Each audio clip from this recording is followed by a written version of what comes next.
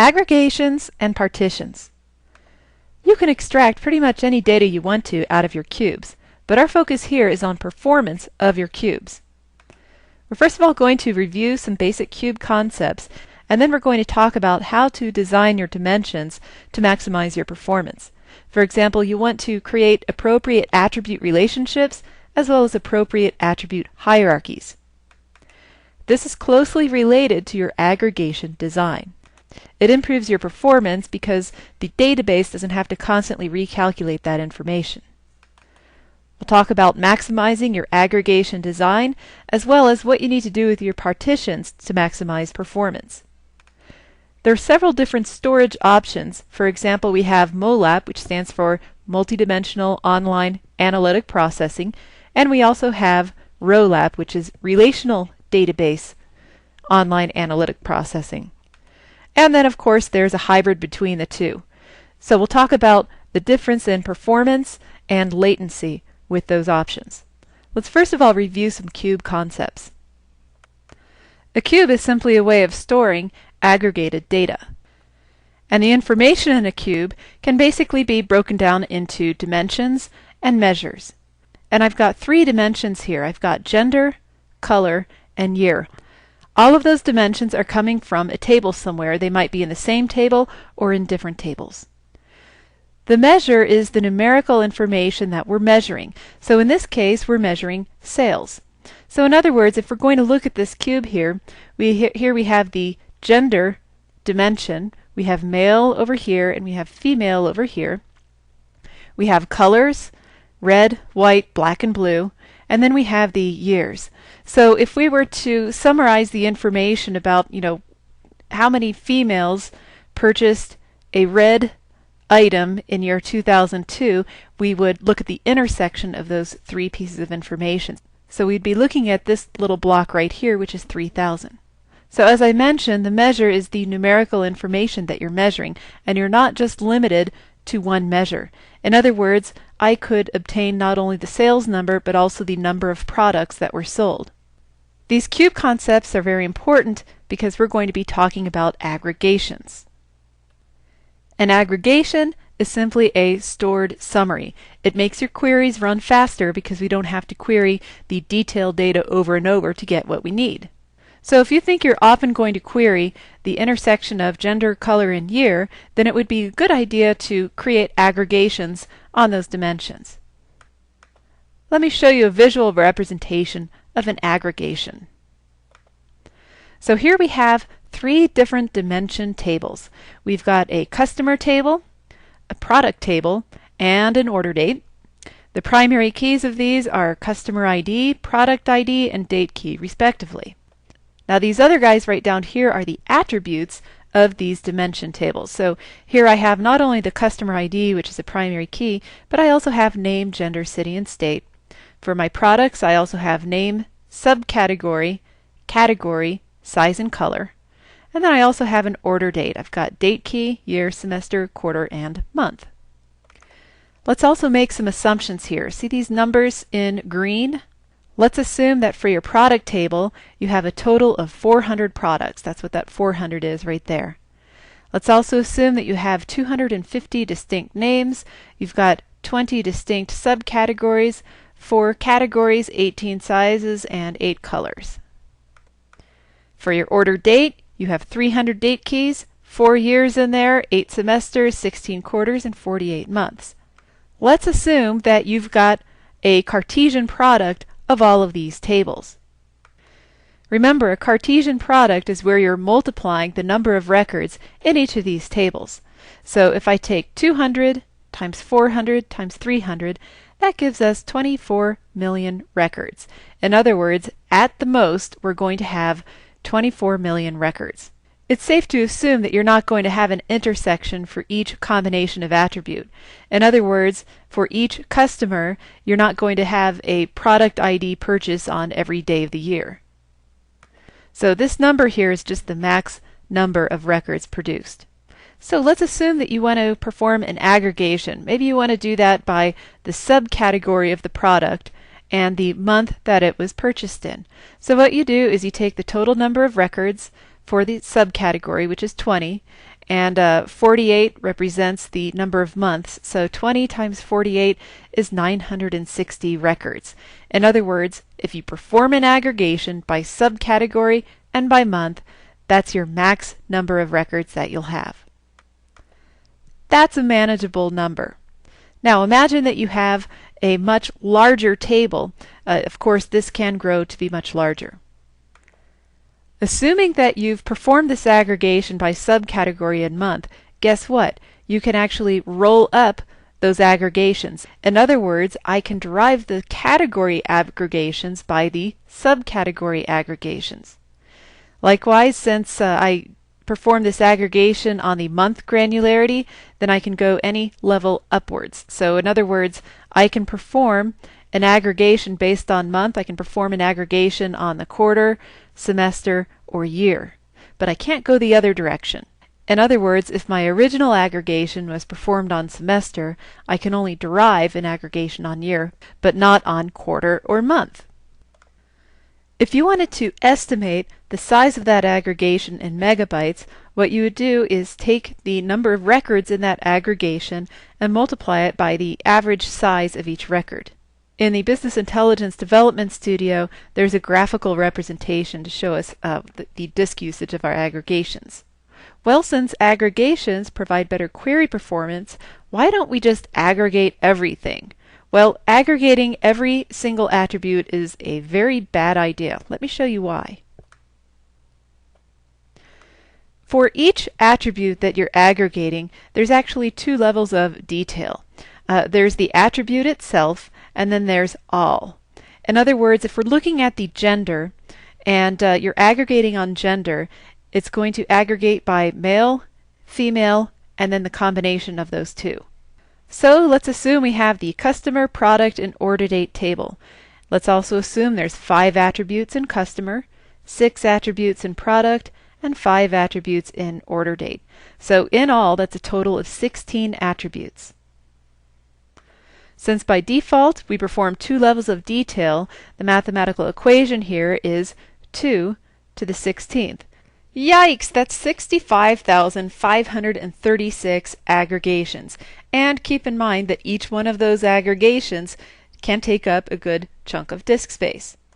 So the moral of the story is choose your aggregations wisely. If you think you'll be aggregating by a date, aggregate by the smallest granularity that you think you'll need. Because remember, the higher levels of granularity can derive its information from the lower levels. If you don't need the super low-level aggregations, then don't use them. The lower the level of granularity, the more space these aggregations are going to consume.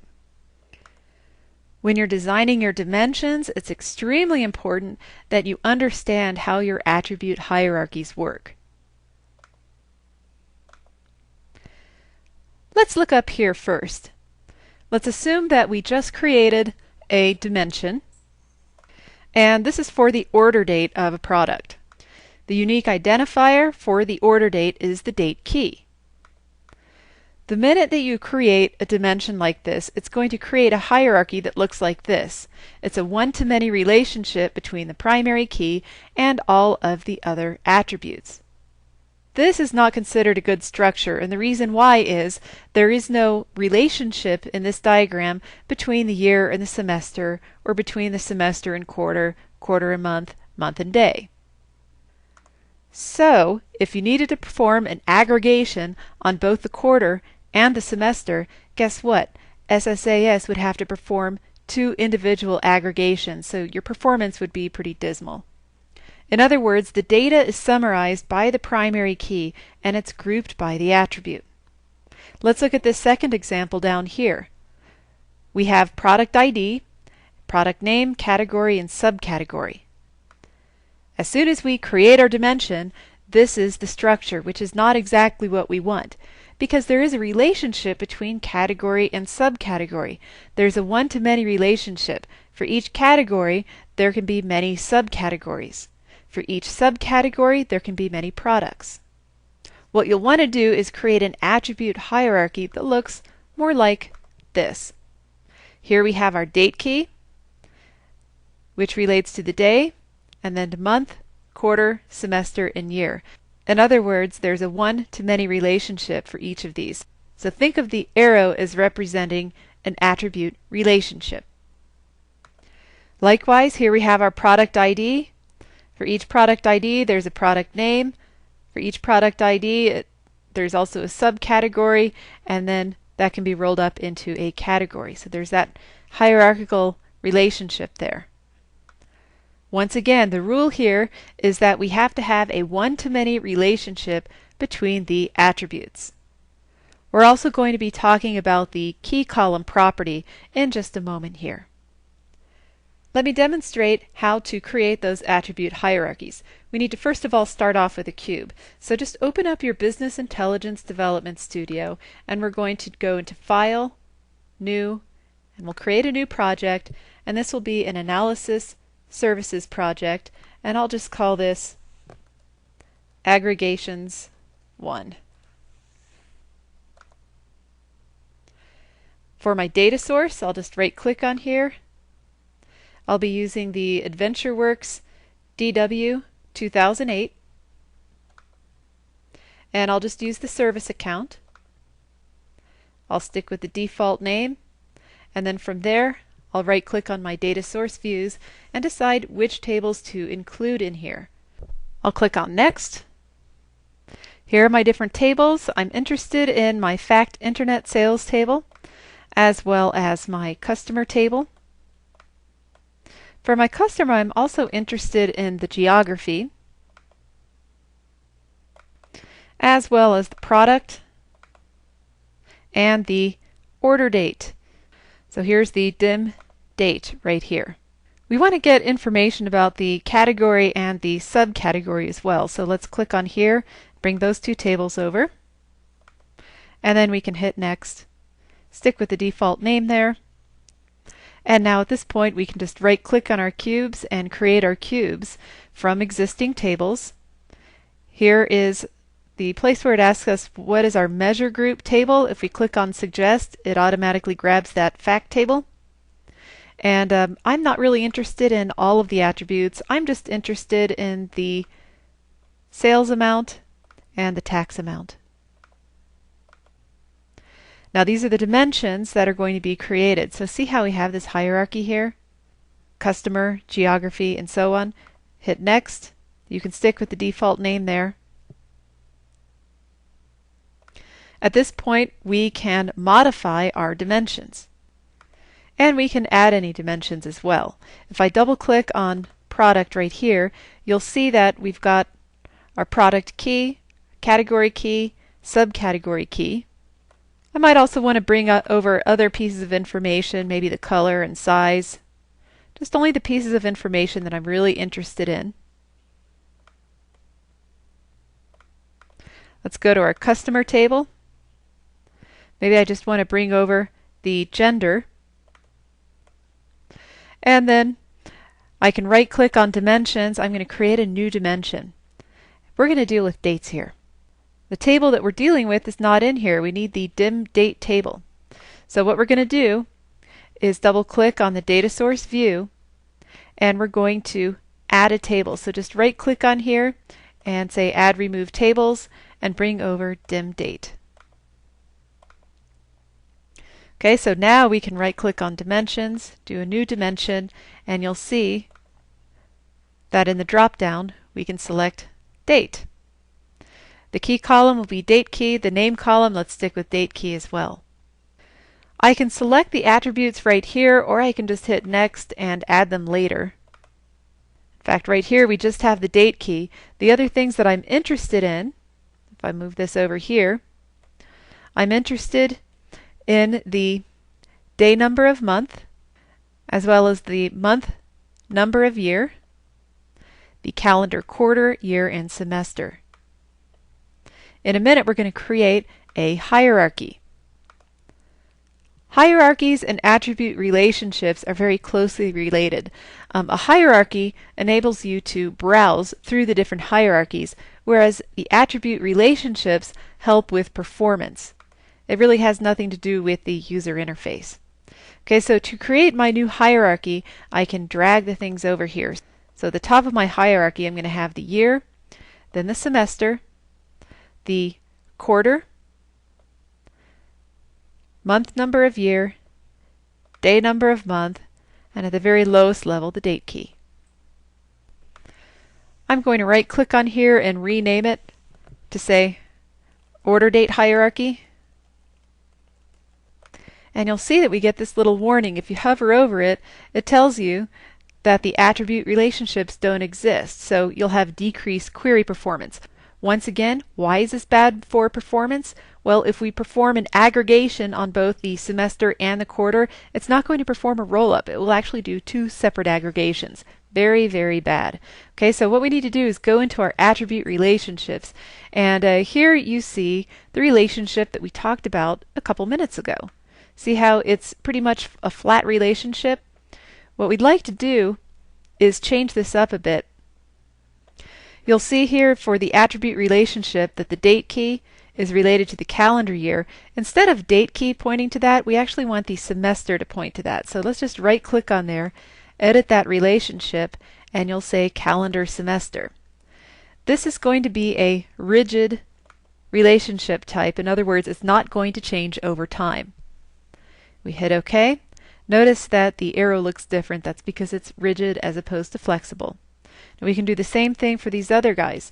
For example, it's the quarter that's going to be pointing to the semester. So just right click on here and change that up. And then it's the month that's going to be pointing to the quarter.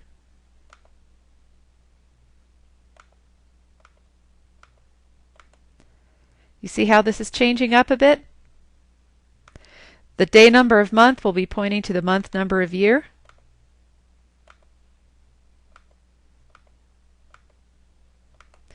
And the only thing left to change, look how nice this looks.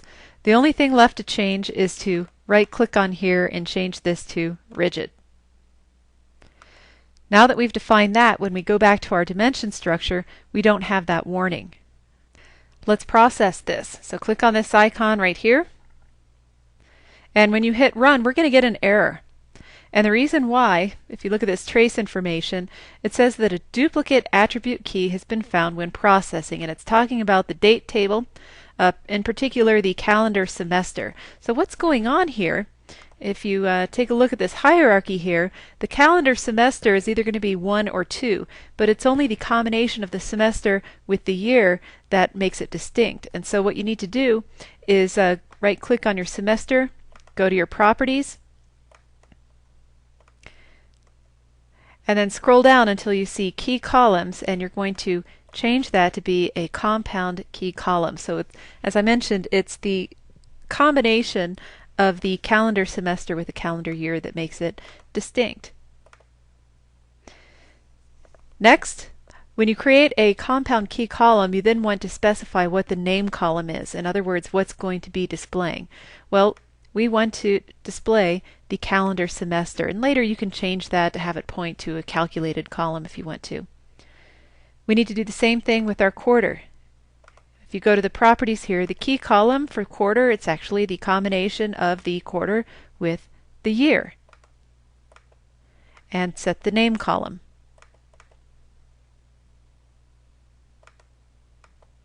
Do the same thing with the day number of month. Do the same thing with the month number of year. Do the same thing with the month number of year.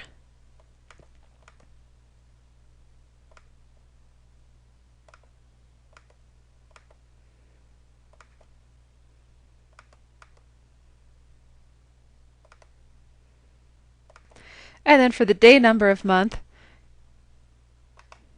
you're going to make the key column actually be the combination of that attribute plus the calendar year plus the month number of year.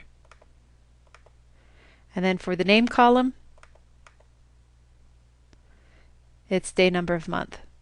So now you can process this and you shouldn't have any errors.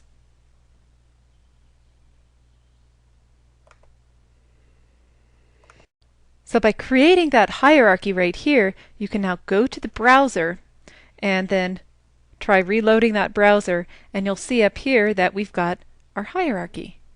And so when you expand this, here's our year, then the semester, the quarter, the month, and so on. Let's clean this up a little bit. Here are the month numbers. We actually want the month name to be displayed instead. And we also want this to be in the proper month order. So the way we do that is we just go to our dimension structure here, and here's the month number of year. Let's go to the properties, and then we'll scroll down until we see the name column. And the name column here is going to be English month name. And then we can find the order by,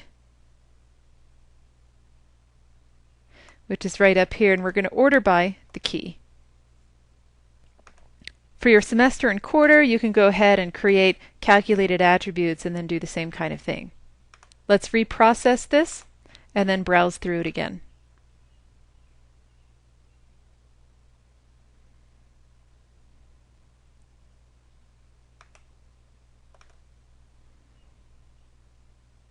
Hit reconnect, and there we have July.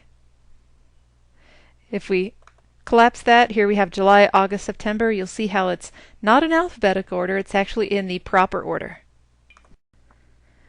Okay, so let's take a look at our cube here. If you just double click there, you'll notice that one of the tabs here is aggregations. It's right here.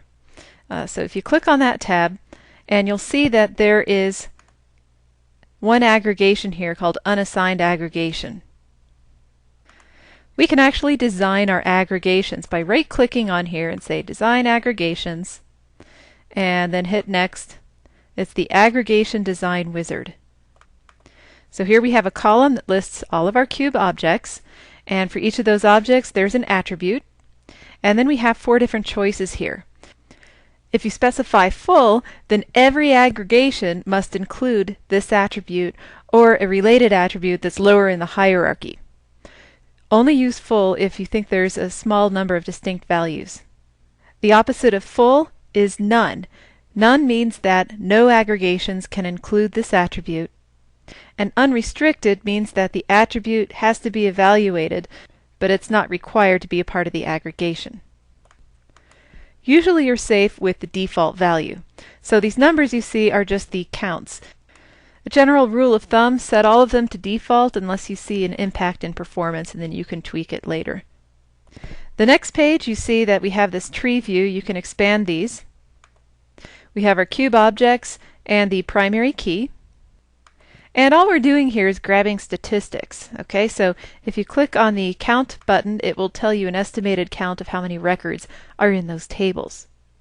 Now we have this column called partition count, and it's just telling you how many records are in that partition. See how these numbers are the same? That's because we only have one partition, which is the default partition. In a moment I'll show you how to add partitions if you have really large tables. We hit Next.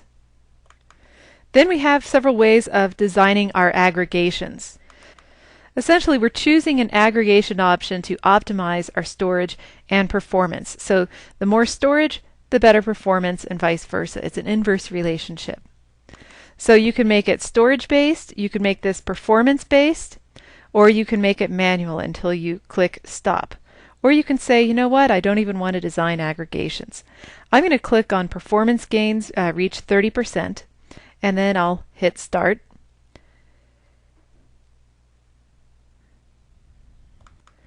So it created 2 aggregations for us, and the optimization level is 40%. Now we can hit Next.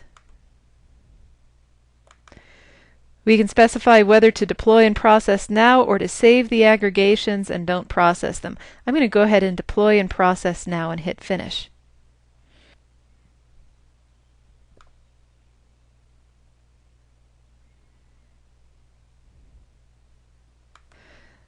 So you'll see here that our aggregation, we called it aggregation design, is right there. The number of aggregations is 3. The estimated partition size is 60,398, and we have 1 partition.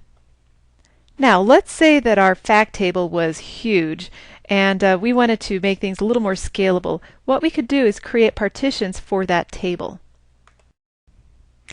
A common way that we can divide a table into partitions is by date. In our case, it might be the order date. Well, there's a tab in here called Partitions. And you'll see here that we only have one partition, which is the default. And here we have the storage mode of MOLAP, Multi-Dimensional Online Analytic Processing. We'll talk about the different storage modes in just a moment. I just want to show you how to delete this partition and create a new one with a different storage mode. Okay, so we can just click on here, right click on it, and we can delete it. And now we'll say New Partition. We have this nice little partition wizard, and our measure group is Fact Internet Sales. Here's our database. And we only have one table to deal with, so we'll check that one and hit Next. Next, we can click this to specify a query to restrict rows. So here's our select statement that grabs everything, and then we need to finish off the where clause. What we're interested in here is the order date key. And the order date key is simply the 4-digit year, 2-digit month, 2-digit day. And there's a little bit of space padding on the left-hand side. So what we could do here is take the order date key, which is right here. It's in numeric format to begin with, so you have to convert it to a string, so use the string function, and then you use the L trim to get rid of the white space, and then grab the substring. 1, 4 just means the first 4 characters. So essentially we're saying if the year is 2001, then it's going to belong to this partition. So we can check the syntax, and that looks fine. And so then we can hit Next. It's really important that we don't have data that appears in 2 partitions at the same time. In other words, we're going to have a partition for year 2001, another one for 2002, and so on. Okay, so processing location, server instance, keep the default for the storage location, and we'll call this Fact Internet Sales 2001, and we'll design the aggregations for the partition right now. This launches the aggregation design wizard, which we just saw a moment ago. Now, year 2001, that's an older partition. Maybe we don't want to include many aggregations at all. If you want to choose none for these, you can. We can click on Count for it to do the calculations for us, and then we hit Next. And let's just design our aggregations until the estimated storage reaches 50 megabytes. Now we can start this. And then we hit Next. Maybe call this Aggregation Design Old.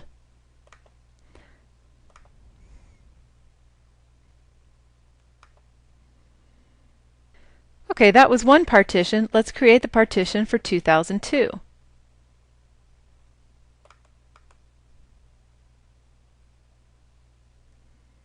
You go through the same steps. The only difference here is that we're setting the year here to be 2002. And we'll call this Fact Internet Sales 2002. And since this is also an older partition, we can just say copy the aggregation design from an existing partition. And then hit Finish.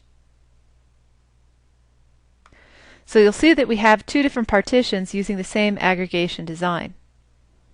So go through those steps for year 2003 and 2004. Our last partition will be for year 2005, and that's what we call our hot partition because it's the most current. Okay, so here we have our 4 different partitions for years 2001 through 2004.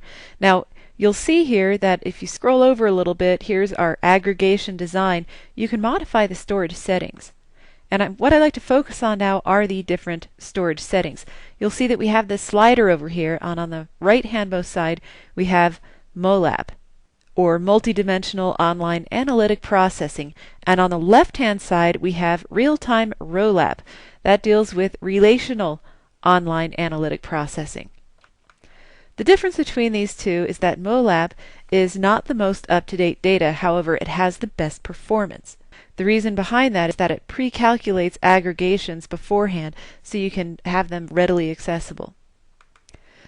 The drawback to that, though, is that you're not going to have the most up-to-date data. As I mentioned, on the opposite side of the spectrum we have ROLAP, and that is the most real-time option. However, the performance is not nearly as good as MOLAP, and in fact, whenever we're performing aggregations, it's going to query against views. So if you have a huge amount of data, ROLAP really is not a good idea. We have varying degrees of MOLAP and HOLAP, and basically when you're in between those two, we call it HOLAP, which is a hybrid of the two. Okay, so what you can do is you can always click on options and you can see what exactly these entail. For example, right now I'm looking at scheduled MOLAP, and this enables proactive caching. With proactive caching, essentially you're having database updates made to the cube on a regular interval, so you need to specify how the notification is going to be made. Let's look at some of the options here. We have different cache settings. Here you can specify to update the cache when data changes. So you can specify, for example, a silence interval. In other words, there's data getting modified on the underlying database, and the silence interval says how long to wait after those changes have been made. Well, if you have constant modifications made to the database, that silence interval might never be reached. So that's where the silence override interval comes into play. You can specify in minutes that value. Another option is you can specify to drop any outdated cache, and you specify the latency in minutes. And then we have the option to update the cache periodically, and this is the most common option. So by default, the rebuild interval is every day. You can change it to something smaller. For example, if you want to make it every 30 minutes, you can do that. So essentially, every 30 minutes, changes to the database will be reflected in the cache. If you specify bring online immediately, it will allow ROLAP to be queried while the MOLAP is being updated. And if you say enable ROLAP aggregations, it's essentially saying while the MOLAP is not available, you can still use ROLAP to perform the aggregations via materialized views. I'm going to set these back to their original values. And now let's talk about notifications. Let's set this back to enable proactive caching here. We have three options for notifications. Whenever a change to the underlying database occurs, you can specify to have a tracking table, and it has to be a SQL Server tracking table. Or you can say client initiated. Once again, you specify a tracking table. Or you can specify scheduled polling. The most common option is to choose this first option where we specify tracking tables, and all you're doing is putting a check next to the tables that you care about as far as changes. So if I'm only concerned with changes made to the fact internet sales table, I would check that. A common scenario is that you'll have multiple partitions that are in the past, and then you'll have what we call the hot partition, which is the most current one. And typically, the hot partition will have different storage settings from the older partitions. Let's review what we learned in this nugget. We first of all reviewed how a cube works. We have several dimensions and a fact table. And what we're looking at are the intersections of the dimensions to find the different facts. If you want to store your aggregated data, you can do that. So take that into consideration when you're designing your dimensions and your partitions. Only provide aggregations on the dimension attributes that you deem necessary. Regarding dimensions, make sure that you create your attribute relationships and hierarchies appropriately so you get the best performance. When you're designing your partitions, make sure that you choose the appropriate storage option. If you're going to partition your data, the most recent partition is what we call that hot partition. And you probably want to have the most detailed information there, and then the older data will have more aggregated data. We discussed the different storage modes, for example, MOLAP, ROLAP, and the hybrid of the two, which is HOLAP. You'll need to take into consideration whether or not you need the most up-to-date data and how much data you want to pre-aggregate. Well, I hope this has been informative, and I'd like to thank you for viewing.